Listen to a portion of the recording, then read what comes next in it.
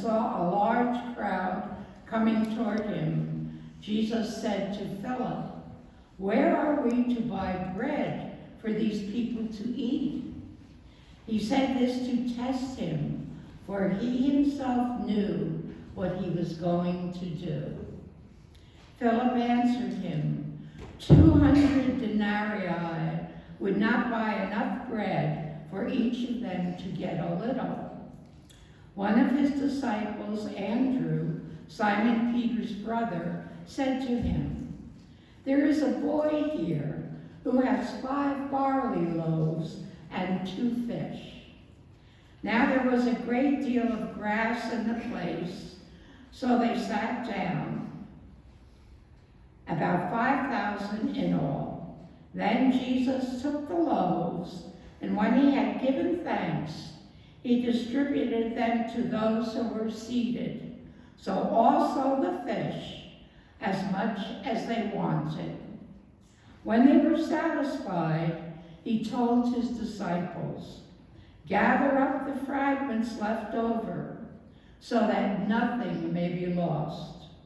So they gathered them up, and from the fragments of the 5 barley loaves left by those who had eaten, they filled 12 baskets. This is the word of the Lord. Thanks be to God.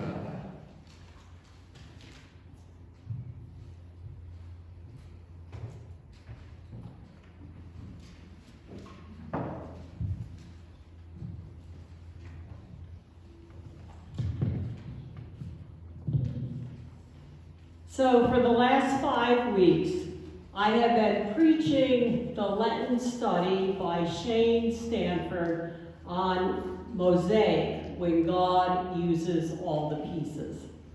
In this study, Reverend Stanford tells us that our lives become broken by circumstances and mistakes.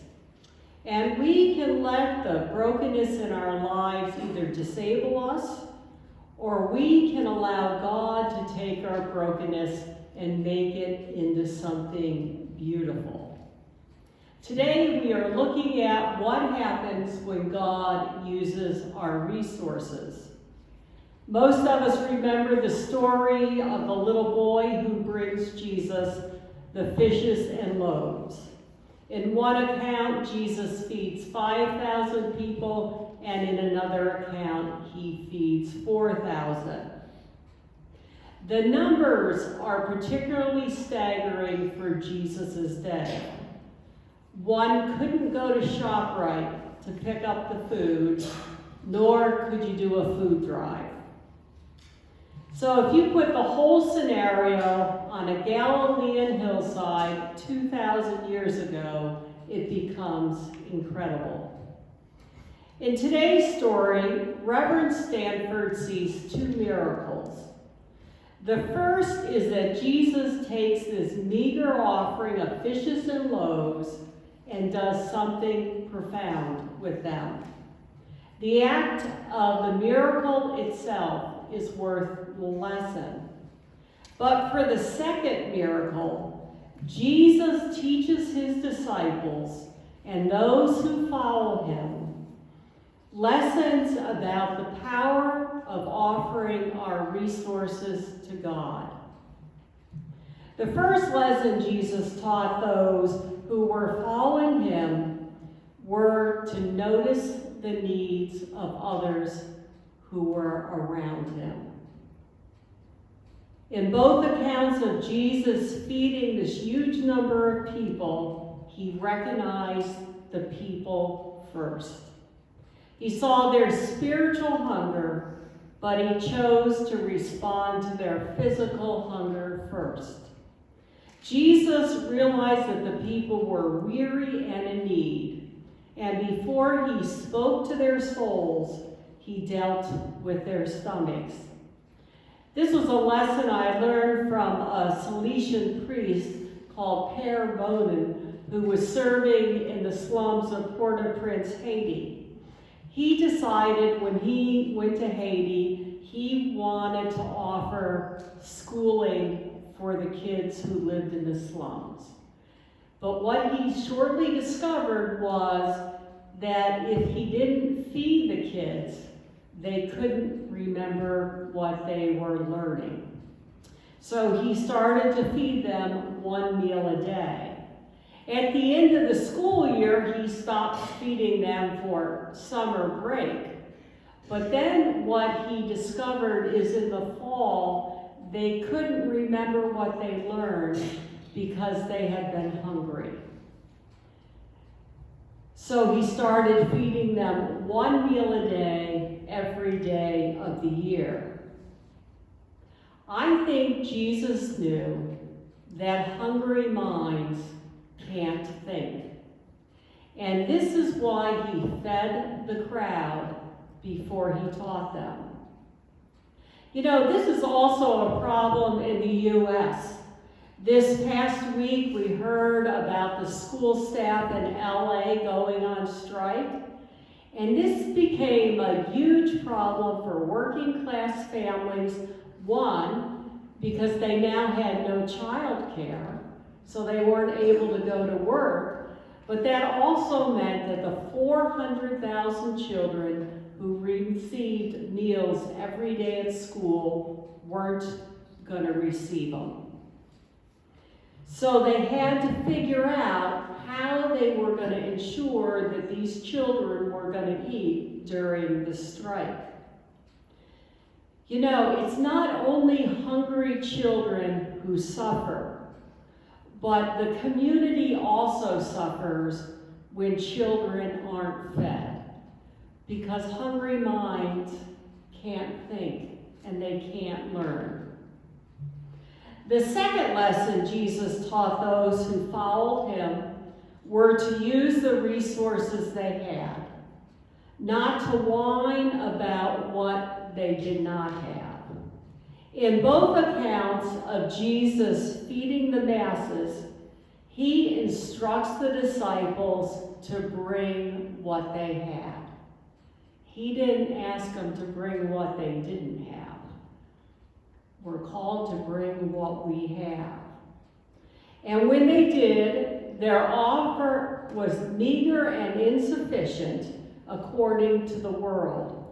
Jesus broke the elements of fish and loaves, much like he would break the bread in the upper room, and he gave the elements for distribution. God makes what we possess, no matter how large or how small, sacred and usable. If the focus is on what we do not have, instead of whatever gifts God has blessed us with, we add the spirit of insufficiency to our spirit of self-interest, making the issue even more about us.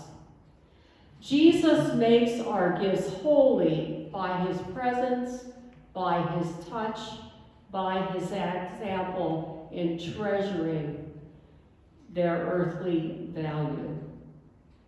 Mark Twain said something similar. I ain't worried about those parts of the Bible that I can't understand that bothers me. It's the parts that I do understand. This quote says to me, don't worry about the resources you don't have, but worry about the resources you have which you aren't using. The third lesson Jesus taught his disciples was to make the sharing of resources an act of community, not just an act of charity. Let me repeat that. I like that. Because ultimately it's about the community. Jesus taught his disciples to make the sharing of our resources an act of community, not just an act of charity. The account of Jesus feeding the masses reads more like a cover-dish luncheon or a fellowship dinner than a soup kitchen.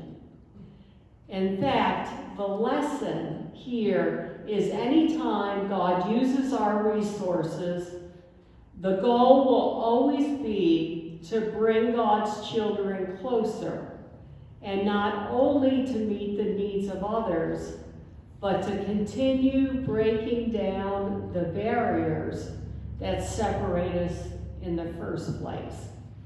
In doing, Jesus teaches us how community reduces our propensity for separating ourselves on the basis of our possessions.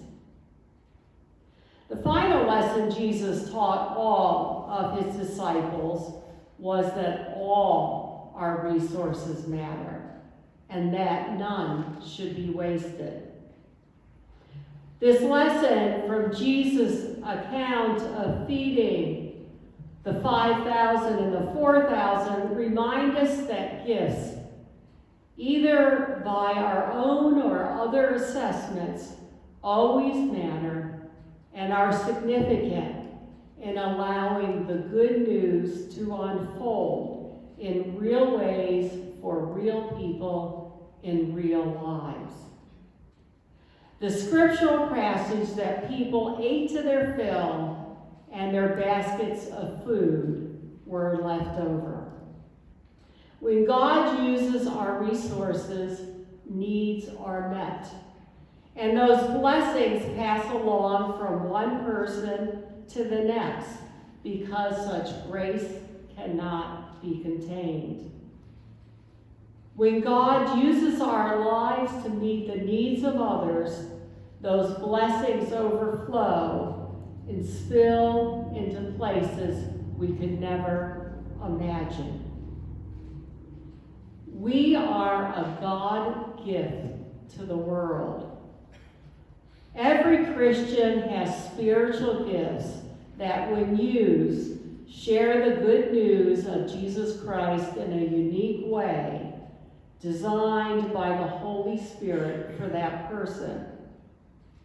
When we don't employ our gifts, God tries to find others to fill the need. However, no one will meet that need the way God intended for us to meet that need.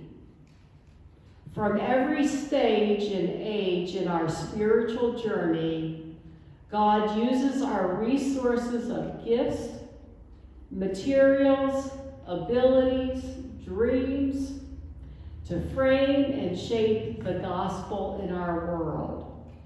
We are not bit players in a drama that has no meaning. We are children of the Creator, divinely endowed and engaged to meet the needs of all of those around us with the gifts we have been given, so all can be filled in abundance. Abundance is a powerful and important term for those of us who believe and follow Christ. We often live lives of scarcity, not just in our material world, but also for the ways God has ordained us to participate in others coming to know Christ. When we live from the point of view of scarcity, we retreat into the shadows of our own needs, missing the needs of those around us. When we live from a point of scarcity, no one, including ourselves, ever has what we need. Abundance turns the table on scarcity. Sure, we deal with the needs of the world, so often divided by what we do have, instead of approaching such issues, our lives and our relationships by the light of Jesus. Jesus said, "I have come that you may have life and have it more abundantly." And you can take that promise to the bank.